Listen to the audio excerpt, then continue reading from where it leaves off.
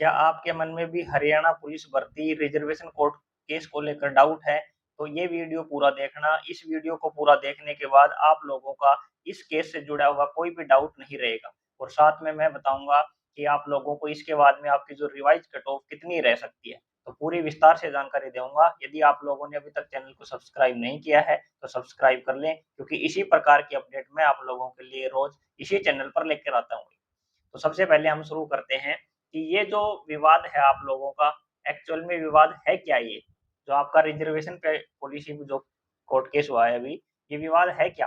तो ये जो आपका है ना एचएससी की जो सिंगल स्टेज रिजर्वेशन पॉलिसी है ना भाई, पुरानी वाली, वो लागू कर दी एचएससी ने। इसमें क्या होता है कि आपका जो प्री या जो पहली स्टेज होती है ना, पीएमटी या फिजिकल, ठीक है ना, पीएसटी, उसमें आपको रिजर्वेशन का लाभ नहीं दिया जाता और आपकी जो मेन एग्जाम होती है ना, उसमें आपको रिजर्वेशन का लाभ दिया जाता है भाई, ठीक है ना। तो इससे क्या हो गया कि काफी बच्चे ऐसे हैं जो रिजर्वेशन का लाभ नहीं मिलने के कारण जो आपका प्री स्टेज है यानी पीएमटी में ही बाहर हो गए।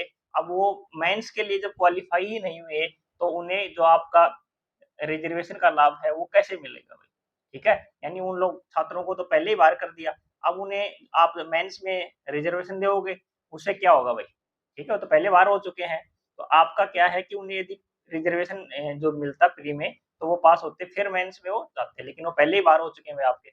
अब आपका यदि हम बात करें कि जो कट ऑफ है आप लोगों की, जो वर्तमान अभी कट ऑफ गई है, पीएमटी के लिए आपको बुलाया गया है, जो जर्नल की कट ऑफ रही है ना भाई, आपकी 52 नंबर की रही है।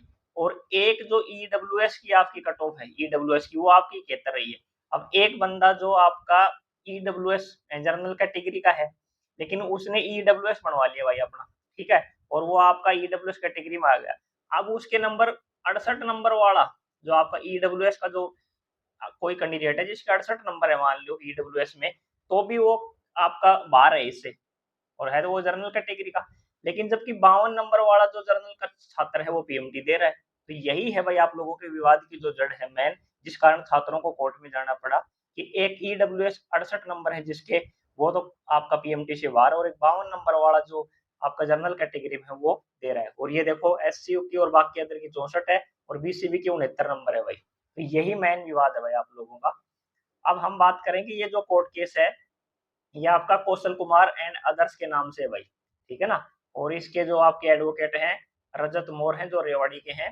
और ये आपकी छात्रों की दलील क्या है आपकी इसमें कि जो प्री स्टेज है फिजिकल है उस पर भी आरक्षण लागू किया जाए, यानी उन्हें जो आपको जो आरक्षण देना है वो उनको फिजिकल के टाइम भी दिया जाए, एग्जाम के समय तो देना है, साथ में उनको फिजिकल के समय भी दिया जाए, ताकि वो जो बच्चे पीएमटी से बाहर हुए हैं वो दोबारा से अपना कर सके भाई।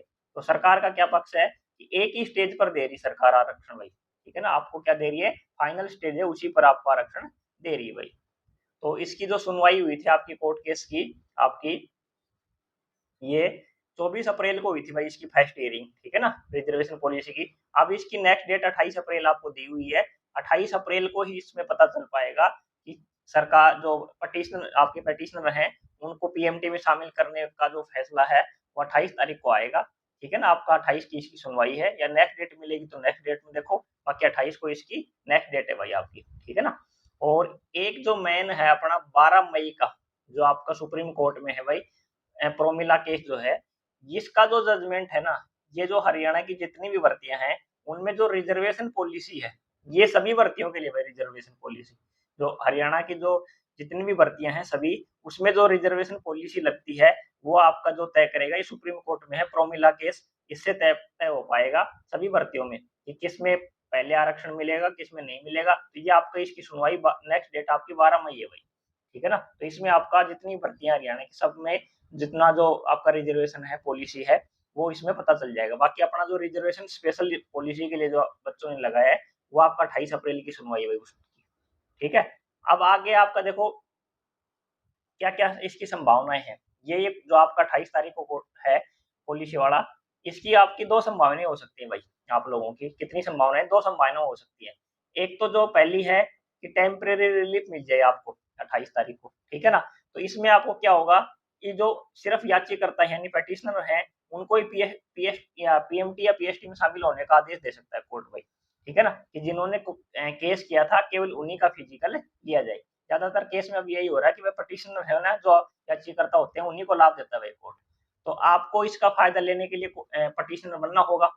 ठीक है, एक तो ये हो सकती है आपकी पॉसिबिलिटी। दूसरी हो सकती है आपकी कि आपकी जो पॉलिसी चेंज हो जाए कि 12 मई को जो प्रोमिला वाला केस है, उससे आपकी परमानेंट सॉल्यूशन मिल जाए आपको। एक तो टेम्परेरी रिलीफ मिलेगी, एक परमानेंट आपको जो 12 मई वाला है ना, उससे मिल सकता है भाई। क्योंकि ये जो आपकी 12 मई वालों की जो केस है, इसकी जो सुनवाई है आपकी, ये एचएससी की जितनी भी भर्तियाँ हैं, उन सब पे लागू होगी भाई ये।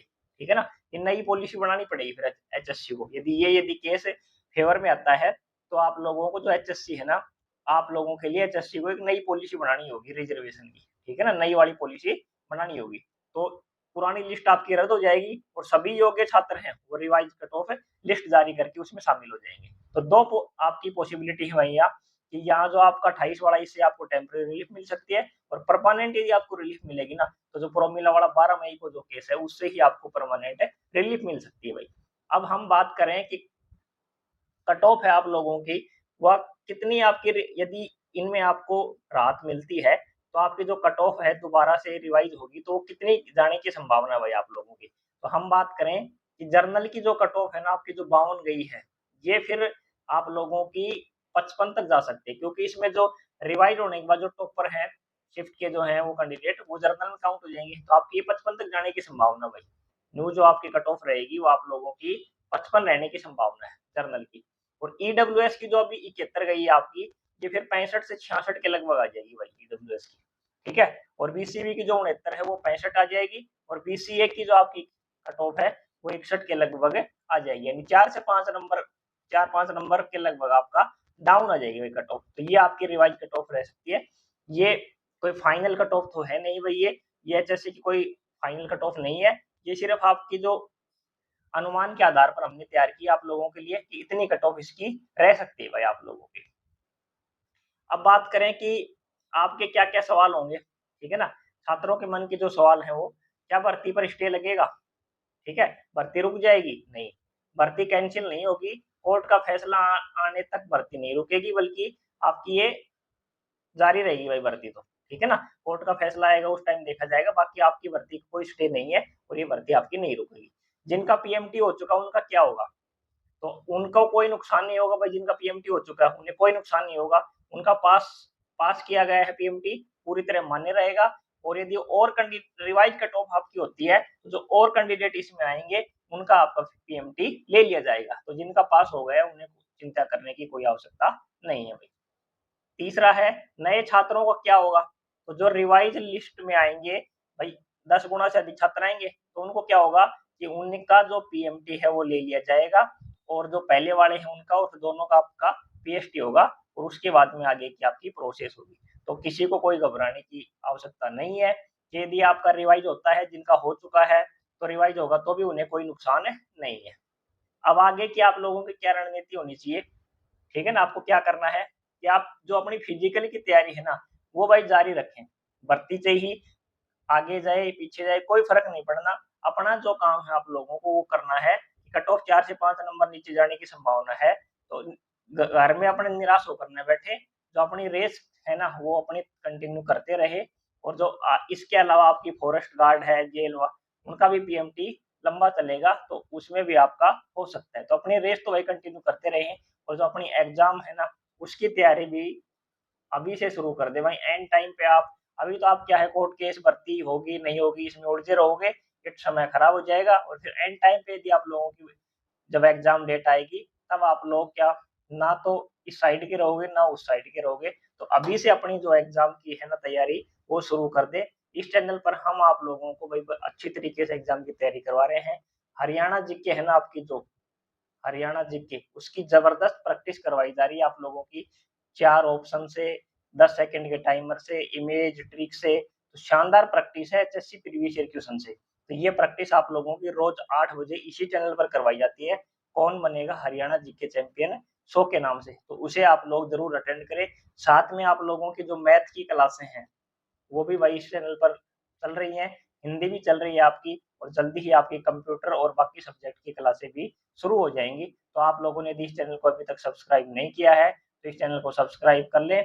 ठीक है? क्योंकि हम आप लोगों के लिए इस प्रकार की अपडेट और जो आपका एग्जाम की तैयारी है इस चैनल पर शानदार तरीके से करवा रहे हैं भाई। आगे बात करें कि जो आप लीगल विकल्प पर विचार कर सकते हैं।